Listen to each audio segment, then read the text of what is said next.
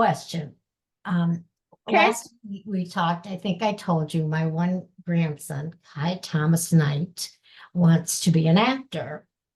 And I loved his name. I said, you don't have to change your name if you become an Good actor. name. That is a good name.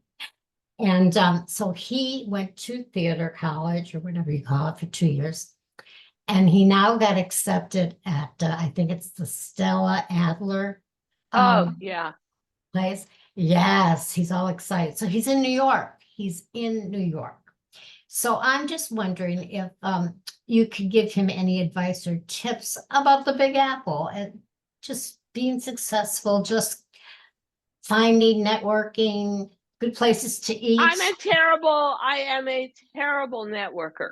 Oh, But he has got a terrible networker, but he has got a community around him already because Stella Adler is a place to be for acting lessons.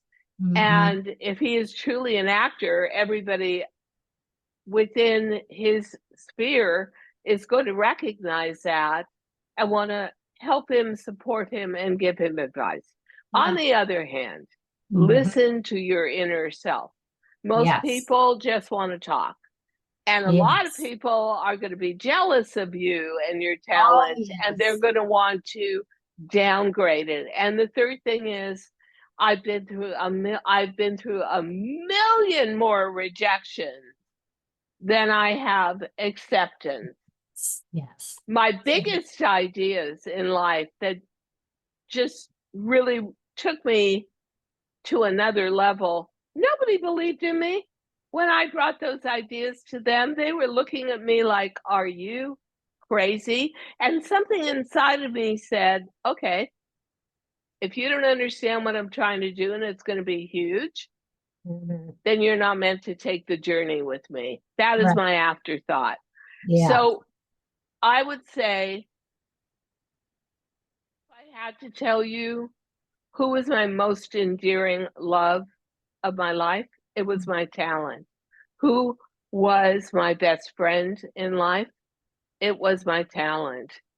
Who was my greatest advisor and motivator? My talent. And if he can love his talent as much as I loved mine, it will take him where he needs to go. Exactly. And I had told him, Kai, you need to move to either LA or New York, because he was in Wilmington, North Carolina. And he was ready. He had the 2 years of theater schooling. He's gone. He's so excited. He knows people there. He's got all the I think New mechanics. York is better to move to because it's more concentric. And also, they are now building a huge movie studio in Long Island City, right across the river. So there's the industry. I know where I live on Fifth Avenue across from Central Park.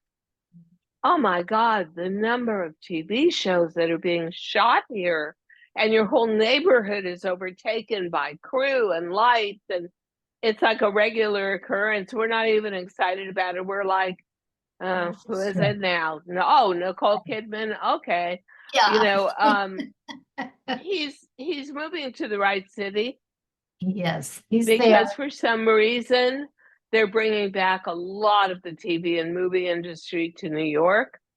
And I like the size of New York. And I mean, LA is so spread out. I was born there, so I really know it, even though it's changed a lot. And the energy here is so concentric.